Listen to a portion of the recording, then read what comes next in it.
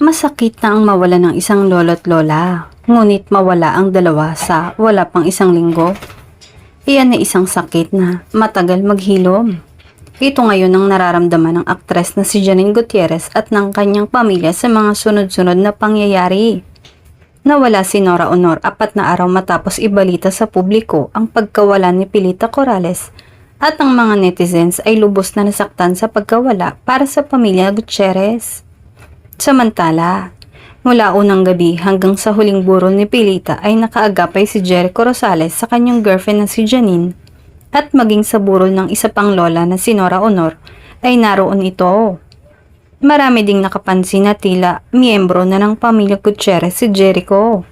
At ikinatuwa din nila na sobrang maalalahanin ng aktor hindi lang kay Janine, kundi maging sa iba pang miyembro ng pamilya Gutierrez.